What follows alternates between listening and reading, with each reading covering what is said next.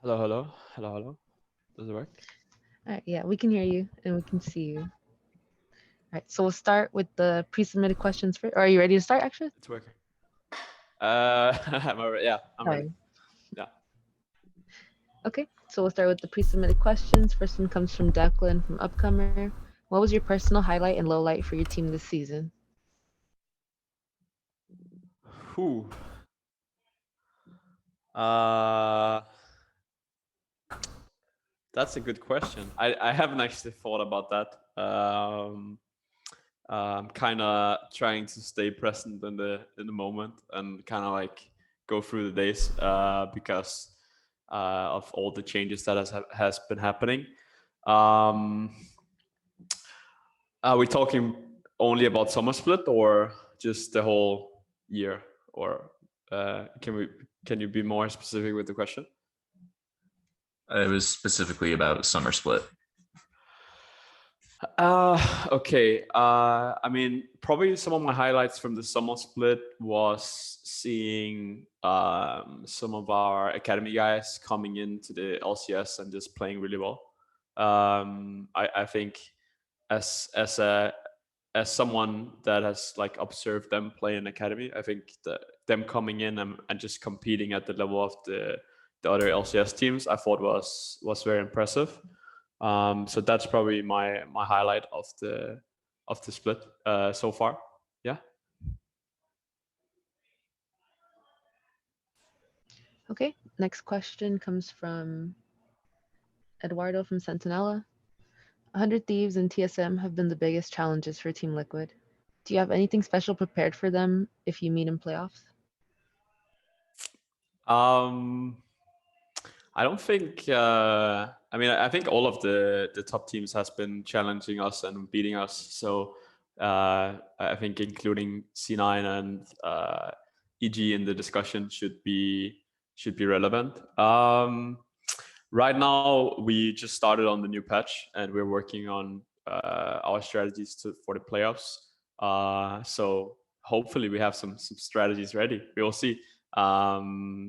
Right now for us this week was about bringing back Lucas to the lineup, Santorin, and make sure our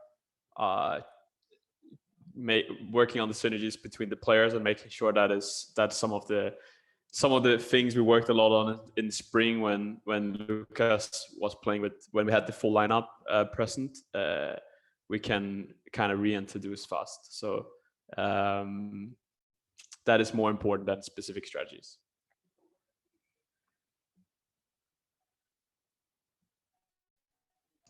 Okay, and that's it for the pre-submitted questions. If you have any, so we'll open up the floor to live questions. If you have any, please raise your hand.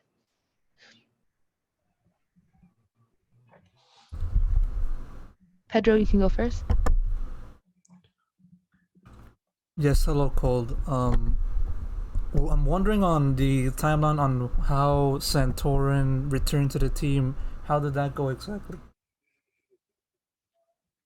So Lucas, I've been so through the whole process of Lucas not being part of the starting lineup, having conversation with him weekly and sometimes even daily about his condition, how he's feeling, and we have kind of followed a guideline. And the end of that was this week. So on Sunday we took the decision that he's gonna be playing this week, and he has been practicing with the team Tuesday, Wednesday, and Thursday. So he has been back with the team for 3 days. That is kind of the timeline.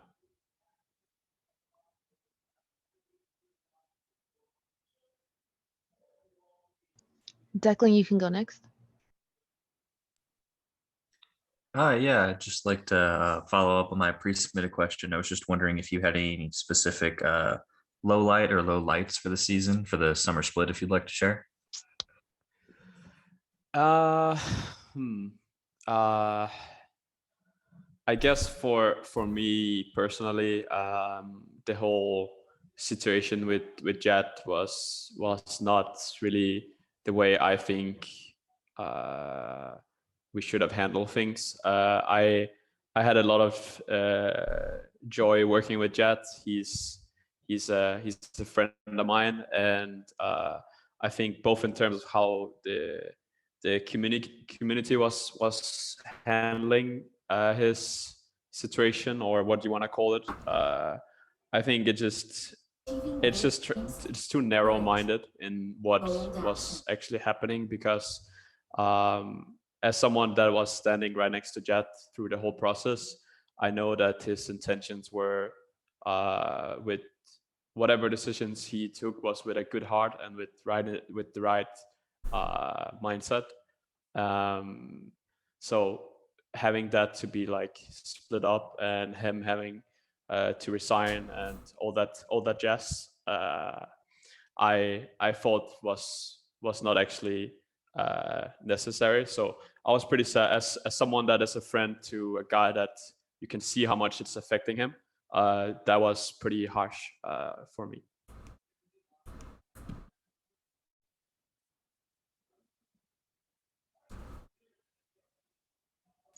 Pedro, you can go. And then coming into this final week, you finally have the full squad together for the first time of the split.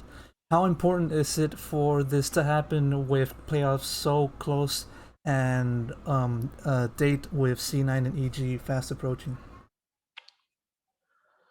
I mean, it's a risk, you know.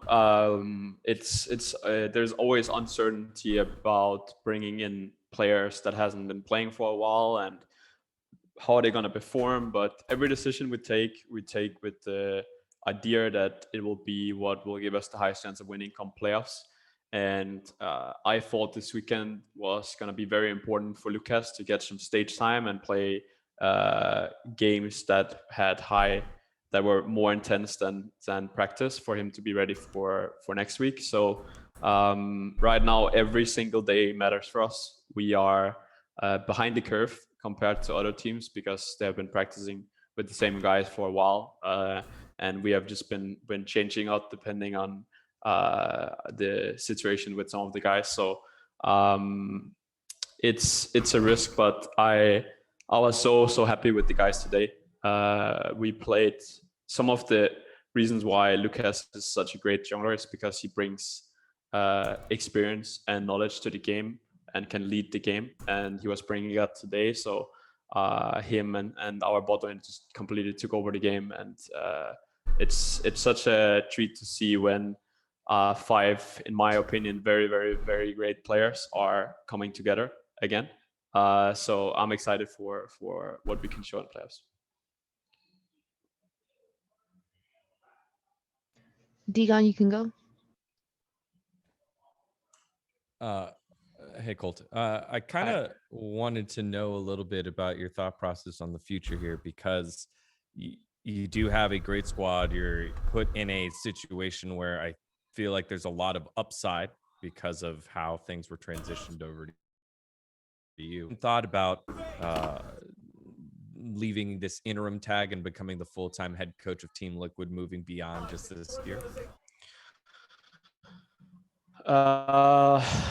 I don't think it's for me to be taking that decision in the end. Right now, I haven't put much thought into it because the days are just very busy, and we right now our focus is on playing well, and we need to play well right now.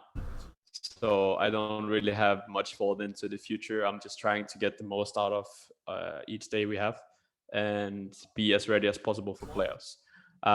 What happens after will probably be for after. So I don't know. I don't think I'm necessarily in a position where I necessarily is like super ready to be a head coach. I still one of the things I said when I got the job or got the promotion, and people asked me like, do you feel ready? And I was like, well, how am I supposed to be ready when I haven't been in the position before? So I'm learning on the way. I'm trying to drag as much of knowledge I can from the people around me, and just trying to do the absolute best I can. So we will see in the future. Thank you. Declan, you can ask the last question. Yeah, I was just wondering going into playoffs, what position you guys have decided to put in if you have to substitute for the series, because I believe you get one per series, if I'm correct. Is that how it goes? I think usually you submit 2 players as substitutes for the playoffs. I don't know if anyone in the room can confirm that. Okay. Regardless, I was just kind of just wondering, how does that dynamic change going into playoffs with who you're going to start and who you're going to bench in those upcoming series? Well, I mean, we will see after this week. It's kind of up in there. As I said at the start of this interview, Lucas is in this week, and I needed to see him in action, and I was really happy about today. But I've also been very pleased with John's performance, Ameo's performance. So we will see. I do think it will probably be around those 2 guys.